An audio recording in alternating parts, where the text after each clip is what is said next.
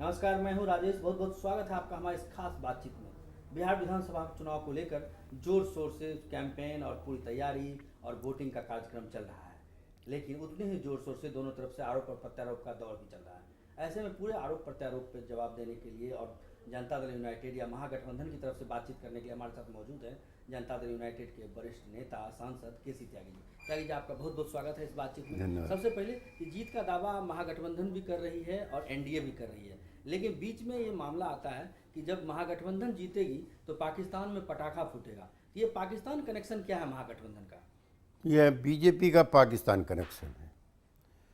ये बिहार के गरीब लोगों का, बिहारी अस्मिता का, बिहार के स्वाभिमान और शौर्य का अपमान है कि अगर गठबंधन जीतेगा तो पाकिस्तान में दिवाली मनेगी। ये चुनाव के धार्मिक पोलराइजेशन करने का प्रयास है और ये भाजपा की हताशा है।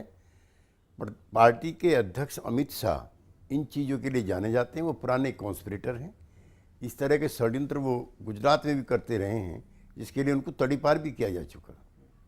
क्या लगता है इसका कोई ध्रुवीकरण हो रहा है? इससे कुछ असर पड़ता है? क्योंकि पिछले समय भी बीफ की बात आई, तमाम मंदिर मस्जिद की बात आई, क्या इसका कुछ असर दिख रहा है? आज़ादी के बाद से लेके अटल बिहारी वाजपेयी जी तक किसी प्रधानमंत्री ने ना तो किसी राज्य में इतना इंटेंसिव कैंपेन किया और ना इस भाषा का इस्तेमाल किया। कई बार तो ताज्जुब होता है कि क्या प्रधानमंत्री के पद पर पहुंच करके उस गरिमा को इस तरह से बिखरने या खंडित होने देना चाहिए। जो शब्दावली वो इस्तेमाल कर रहे हैं, लालू जी की बिटिया के बारे में कहना कि लालू जी बिटिया को सेट करने में लगे हुए हैं, ये हमारे बिहार की ग्रामीण भाषा का हिस्सा नहीं है। ये चालू और बाजारू भाषा का हिस्सा है। प्रधानमंत्री वो खाली बीजेपी के नहीं है, समूचे देश के भी। उन्होंने प्रधानमंत्री पद की गरिमा को चूर चूर कर दिया।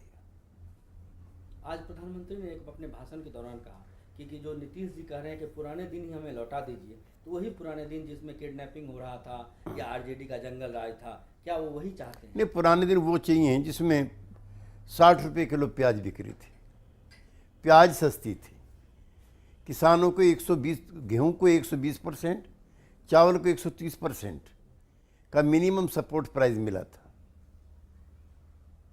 जो किसानों की आत्महत्या इतनी नहीं थी जितनी इनके आने के बाद बढ़ी हैं। सीमाओं पर अतिक्रमण इतने नहीं थे जितने अब बढ़े हैं। कश्मीर में पाकिस्तान के झंडे लहराते थे, लेकिन अब आईएस के झंडे लहरा रहे हैं। तो पुराने दिन ही अच्छे थे। ये त्यागी जी, ये जो इनटॉलरेंस का जो माहौल आप लोग देख रहे हैं, ये वैज्ञानिक लौटा रहे हैं पुरस्कार, पर साहित्यकार लौटा रहे हैं, क्या लगता है कि देश में वाकई ये माहौल है या वो कह रहे हैं बीजेपी वाले कि ये गहरी साजिश है? देखिए, पिछले 1.5 सालों में प्रधानमंत्री ने नारा दिया था सबका साथ सबका विकास। चुनाव के दौरान भी जहरीले भाषण हुए थे, लेकिन चुनाव के बाद प्रधानमंत्री ने अपनी पार्टी के सांसदों को, विधायकों को, पार्टी पदाधिकारियों को खुली छूट दी भाषा पर नियंत्रण न रखने की और विभाजनकारी भाषा इस्तेमाल करने की। जो दिल्ली के चुनाव में एक मंत्री भाषण दे रही थी कि जो हमको वोट दे रहे हैं वो रामजादे हैं और जो नहीं दे रहे हैं वो हरामजादे हैं, इस तरह की भाषा किसी मंत्री के मुंह से सुनी नहीं गई थी। उसके बाद दिल्ली के अंदर ही रोजे के रमजान के दिनों में एक मुसलमान बेटर के मुंह में जिस तरह से खाना ठूसा गया, वो ऐश ही सुनता थे। कुलबर्गी की हत्या, पंसारे की हत्या, दाभोलकर की हत्या, दादरी का कांड, फरीदाबाद में दलितों को जिंदा जलाया जाना, समूचे देश में एक भय, आतंक, घृणा, वैमनस्य और तकरार का माहौल बना हुआ है। बुद्धिजीवी, साहित्यकार, लेखक, रंगकर्मी, वैज्ञानिक, ये समाज के सबसे संवेदनशील तबके होते हैं। इन्होंने रिएक्ट किया है, इन्होंने पुरस्कार लौटाए हैं, इन्होंने वक्तव्य दिए हैं कि देश विभाजनकारी ताकतों के हाथ में चला गया। त्यागी जी, पूरे मामले में नहीं लगता है कि इस तरह के बयानबाजी से दोनों तरफ जो है कहीं न कहीं वोट को अपने पक्ष में करने की कोशिश है, जिसको लेके आप लोग इलेक्शन कमीशन भी कई बार जा चुके हैं।